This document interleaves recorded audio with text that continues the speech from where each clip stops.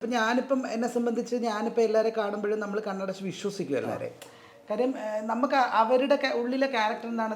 ഇപ്പോൾ ഒരാൾ വന്ന് സഹായം ചോദിച്ചാൽ ഞാൻ പെട്ടെന്ന് എൻ്റെ മനസ്സലിഞ്ഞ് ഞാൻ ചെയ്യും. പക്ഷേ പിന്നീട് അത് അവർ തന്നെ മറ്റൊരാളുടെ അടുത്ത് പറഞ്ഞ് അയ്യോ നമ്മളവനെ നല്ല രീതിയിൽ വലിപ്പിച്ച് കേട്ടോ, ഊറ്റി എന്ന് പറയുമ്പോൾ അപ്പം ഞാൻ ചിന്തിക്കുന്നത് എന്താണെന്ന് പറയാം, ദൈവമേ ഞാനായിട്ടൊരു സഹായം ചെയ്തെങ്കിൽ നീ അവന് നല്ല മനസ്സ് കൊടുക്കുക, അവൻ ഇനി നന്നായിക്കോട്ടെ എന്നേ ഞാൻ വിചാരിച്ചോളൂ. പിന്നെ എൻ്റെ ഫ്രണ്ട്സുമായിട്ട് ഞാനെന്ന് പറഞ്ഞാൽ എൻജോയ്മെൻറ്റ് ടൈപ്പൊക്കെയാണ്. ഞാനിങ്ങനെ കുറേ പേരുമായിട്ട് ഫ്രണ്ട്ഷിപ്പായിട്ട് ചിലപ്പം എവിടെയെങ്കിലും കറങ്ങാൻ പോവുക അങ്ങനെയൊക്കെ ചെയ്യുമ്പോൾ എൻ്റെ അടുത്ത് ഒരുപാട് ഉപദേശിക്കാറുണ്ട്. എന്താണ് വിഷ്ണു ഇങ്ങനെ കാണിക്കുന്നത്, എന്തിനാണ് ഈ പൈസയെ കൊണ്ട് പക്ഷെ ഞാൻ ചിന്തിക്കുന്നത് എന്താണെന്ന് ചേട്ടാ, ആ സമയത്ത് എൻ്റെ ഒരു ഹാപ്പിയാണ്. കാരണം ഞാൻ ജീവിതത്തിൽ ഒരുപാട് ഒറ്റപ്പെട്ട് നടന്നിട്ടുണ്ട്. അച്ഛൻ മരിച്ചു പോയതിനു ശേഷം ഞാൻ ഒറ്റയ്ക്ക് തന്നെയാണ് ഈ ഒരു 15 വർഷമായിട്ട് ഞാൻ ഒറ്റയ്ക്ക് തന്നെയാണ് ജീവിക്കുന്നത്. വിഷ്ണുവിൻ്റെ ഒരു ഡാൻസിൻ്റെ വരുമാനം ഞെട്ടിക്കുന്ന വെളിപ്പെടുത്തലാണ് വിഷ്ണു. അയ്യോ അങ്ങനെയൊന്നുമില്ല. എന്തിനാ ഇങ്ങനെയൊക്കെ പറഞ്ഞ ടെൻഷൻ എടുപ്പിക്കുന്നത്?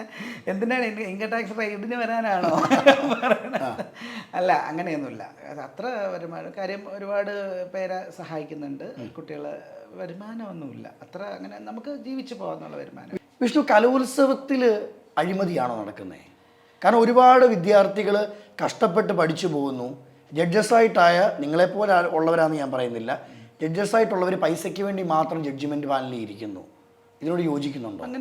അങ്ങനെ പറയുന്നതിനോട് ഞാൻ യോജിക്കുന്നില്ല. തീർച്ചയായിട്ടും ഇപ്പം ഒരു കുട്ടിയെ ഒരാളും ഇപ്പം ഞാൻ ഉൾപ്പെടെ ഒരു കുട്ടിയെ നമ്മൾ മത്സരത്തിന് കൊണ്ടുപോകുമ്പോൾ ഇപ്പം സാധാരണ ഒരു കുട്ടി വരുമ്പോഴത്തേക്ക് ആ കുട്ടി ചിലപ്പോൾ കഴിവുള്ള കുട്ടിയായിരിക്കും. ഇപ്പം നമ്മൾ മത്സര കോളം എന്ന് പറഞ്ഞിട്ടൊരു നമ്മൾ ജഡ്ജ്മെൻറ്റ് ഇരിക്കുമ്പോൾ നമുക്ക് ഇത് തരും.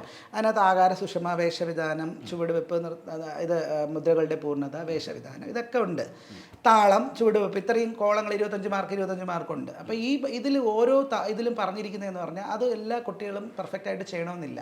കാര്യം ഒരു കുട്ടി നന്നായിട്ട് കളിക്കുമായിരിക്കും, പക്ഷേ ആ കുട്ടി സാധാരണ കുടുംബത്തിൽ വന്ന ഒട്ടും കൊള്ളില്ലാത്തൊരു ഡ്രസ്സ് ഇട്ടായിരിക്കും ആ കുട്ടി വരുന്നത്. പക്ഷേ നമുക്ക് അവിടെ മാർക്ക് കുറയ്ക്കാൻ പറ്റും. അപ്പോൾ കാണുന്ന ചില ഓഡിയൻസ് കാണുമ്പോൾ ഒരു കുട്ടി ഭയങ്കരമായി വന്ന് പെർഫോം ചെയ്യും. പക്ഷേ ആ കുട്ടി നമ്മൾ പഠിച്ച രീതിയിൽ ഒരു മുദ്ര ഇങ്ങനെ പിടിക്കുന്നതിന് പകരം ഇങ്ങനെയൊക്കെ ആയിരിക്കും പിടിക്കുന്നത്, ചിലപ്പോൾ ഇങ്ങനെ പിടിക്കുന്നതിന് ചിലപ്പോൾ ഇങ്ങനെ ആയിരിക്കും പിടിക്കുന്നത്. അപ്പോൾ അത് നമ്മൾ കാണുന്നവർ നമ്മൾ എന്ത് ചെയ്യും, നമുക്ക് അറിയാമല്ലോ അതിൻ്റെ. അതുകൊണ്ട് നമ്മൾ മാർക്ക് കുറയ്ക്കും, പ്രൈസ് കൊടുക്കില്ല. ചിലപ്പോൾ ഒരു കുട്ടി ഒതുങ്ങി വന്ന് നമ്മൾ ചിട്ടയായി പഠിച്ചവരാണെങ്കിൽ മുദ്രകളുടെ വിനിയോഗങ്ങളും കറക്റ്റ് ഓർഡറിനാണോ ആ കുട്ടി താളത്തിനാണോ ചെയ്യുന്നത് നോക്കി നമ്മൾ പ്രൈസ് കൊടുക്കുള്ളൂ. അടി ഉണ്ടാവുന്നത് അതുകൊണ്ടാണ്, മനസ്സിലായ കാര്യം. ഒരു കുട്ടി ഭയങ്കരമായിട്ട് കളിച്ചു, എന്തുകൊണ്ട് ആ കുട്ടിക്ക് കൊടുത്തില്ല ഈ കുട്ടിക്ക് കൊടുത്തു. പക്ഷേ അത് അത്രയും ആധികാരികമായി ഇരിക്കുന്നവരാണെങ്കിൽ തീർച്ചയായിട്ടും അതിനെ കൊടുക്കുകയുള്ളൂ. പിന്നെ ഒരു മേക്കപ്പിൻ്റെ കാര്യം തന്നെ പറയാം. നമുക്ക് ആകാരസുഷമ വേഷവിധാനം എന്ന് പറഞ്ഞ ഒരു കുട്ടി മേക്കപ്പ് കംപ്ലീറ്റ് ചെയ്ത് എന്തുകൊണ്ടാണ് മേക്കപ്പ് ചെയ്ത് വരണം എന്ന് പറയുന്നത്? അതാണ് ഞാൻ ഇപ്പോൾ ചോദിക്കാൻ വന്നത്. നൃത്തം കളിക്കുന്ന ഒരു കുട്ടിക്ക് കറുപ്പെന്നോ വെളുപ്പെന്നോ ഉണ്ടോ വിഷ്ണു? തീർച്ചയായിട്ടും കറുത്ത കുട്ടികൾക്കും വെളുത്ത കുട്ടികൾക്കും നൃത്തം ചെയ്യാം. പക്ഷേ നാട്യശാസ്ത്രത്തിൽ പറഞ്ഞിട്ടുണ്ട് സൗന്ദര്യമുള്ള കുട്ടികൾക്ക് നൃത്തം ചെയ്യാം എന്ന് കൊടുത്തിട്ടുണ്ട്. പക്ഷേ കറുത്ത കുട്ടികൾക്ക് ചെയ്യരുതെന്നല്ല. ആ കറുത്ത കുട്ടി ആയിരുന്നാൽ ആ കുട്ടിയെ സൗന്ദര്യവതിയാക്കി ചെയ്യിപ്പിക്കാം. അതിനാണ് മേക്കപ്പ്, മനസ്സിലായി? അത് പറയുന്നുണ്ട്, അത് തീർച്ചയായിട്ടും പറയുന്നുണ്ട്. കാര്യം സമയം അത്യാവശ്യമായിട്ടുള്ള കാര്യം. ആകാര സുഷമ വേഷവിധാനം എന്ന് പറയുന്നത് ഒരു കുട്ടി വേഷത്തിൽ നിൽക്കുമ്പോൾ ഇങ്ങനെ നമ്മൾ തൂണ് പോലെ ഒരു ഡ്രസ്സ് ഇട്ട് നിൽക്കുന്നതിന് അതിന് ഒരു സുഷമയില്ല, അതിനൊരു ഷേപ്പില്ല. ഷേപ്പിനാണ് നമ്മൾ എന്ത് ചെയ്യുന്നത്, എക്സ്ട്രാ ഫിറ്റിങ്സ് വയ്ക്കുന്നത്. ആ കുട്ടി വേദിയിൽ വരുമ്പോൾ ഇങ്ങനെ എന്താണ് അത്രയും ബോഡി ഷേപ്പിൽ വരുന്നത്, എക്സ്ട്രാ ഫിറ്റിങ്സ് വെച്ച് വരുന്നത് കൊണ്ടാണ് അങ്ങനെ ഇരിക്കുന്നത്. അതുകൊണ്ടാണ് ഇപ്പം പറയുന്ന കറുത്ത കുട്ടികളെ മേക്കപ്പ് ചെയ്ത് എത്ര സുന്ദരികളാണ്. എൻ്റെ അനുഭവത്തിൽ എത്രയോ കുട്ടികൾ കറുത്ത കുട്ടികളാണ് എൻ്റെ കുട്ടികൾ മത്സരിച്ച് സ്റ്റേറ്റിൽ. ഈ ഇടയ്ക്കൊരു അധ്യാപിക, ഒരു ടീച്ചർ, ഡാൻസ് ടീച്ചർ പറയുകയുണ്ടായി, കറുത്തിരിക്കുന്ന കാക്കകളെ പോലുള്ളവരെ ഡാൻസ് കളിപ്പിക്കാൻ പറ്റുകയില്ല. ശരിക്കും അതിനോട് എന്താണ്, വിയോജിപ്പാണോ യോജിപ്പാണോ വിഷ്ണു?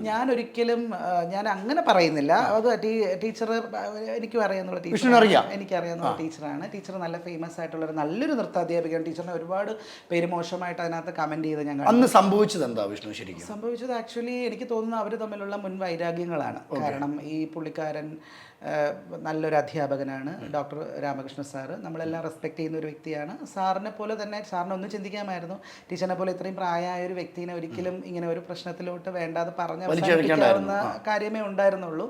പക്ഷേ രണ്ടുപേരും എനിക്കിത് പരസ്പരം അങ്ങോട്ടും ഇങ്ങോട്ടും വൈരാഗ്യമാണ് ഇതിലെത്തിക്കുന്നത്. ഒരു കലാപരമായിട്ട് ഒരു കാര്യം ചെയ്യുന്ന ആൾക്കാരാകുമ്പോൾ ദൈവികതയിൽ നിൽക്കുന്നവർ ഒരിക്കലും ഇതിലോട്ട് പോരുതെന്നാണ് എൻ്റെ അഭിപ്രായം. പക്ഷേ ടീച്ചറും പറഞ്ഞ ഒരു രീതി മാറിപ്പോയി. സാറിനെ കുറ്റപ്പെടുത്തി പറഞ്ഞത് തെറ്റാണ്, അത് തെറ്റ് തന്നെയാണ് ഞാൻ പറയുന്നത്. പക്ഷേ അത് പറഞ്ഞ് ശരിക്കും അന്ന് ടീച്ചർ ഉദ്ദേശിച്ചത് കറുത്ത കുട്ടികൾ ഡാൻസ് ചെയ്യാൻ പാടില്ല എന്നല്ല ഉദ്ദേശിച്ചത്. ടീച്ചർ ഉദ്ദേശിച്ചത് കറുത്ത കുട്ടികൾ വേദിയിൽ വരുമ്പോൾ തീർച്ചയായിട്ടും അത് അഴകായിട്ട് മേക്കപ്പ് ചെയ്ത് സൗന്ദര്യത്തോടു കൂടി തന്നെ. ഈ പറയുന്ന ആൾക്കാർ തന്നെ ഇങ്ങനെ പറഞ്ഞിട്ട് പിറ്റേന്ന് ഫുള്ള് തല തൊട്ട് ഇങ്ങനെ അറ്റം വരെ മേക്കപ്പ് ചെയ്തിട്ട് വന്ന് വേദി കളിച്ച ആൾക്കാരുണ്ട്. നമുക്കൊന്നും പറയാൻ പറ്റില്ലല്ലോ. കാര്യം അതാണ് ടീച്ചർ ഉദ്ദേശിച്ചത്. ഞാൻ ടീച്ചറിനെ സപ്പോർട്ട് ചെയ്ത് സംസാരിക്കുന്നതുമല്ല, ഞാൻ പൊതുവിലുള്ളൊരു കാര്യം പറയാണ്. രണ്ടുപേരും അവരുടേതായ ടാലൻറ്റ് നിലനിർത്തുന്ന ആൾക്കാരാണ്. പരസ്പരം അങ്ങോട്ടും ഇങ്ങോട്ടും ചെളിവാരി എറിയേണ്ട കാര്യമില്ലായിരുന്നു. അത് ഇപ്പോഴും അതിൻ്റെ കേസ് നടക്കുന്നുണ്ട്. അതുകൊണ്ട് അതിനെക്കുറിച്ച് ആധികാരികമായിട്ട് പറയാൻ ഞാനാരുമല്ല.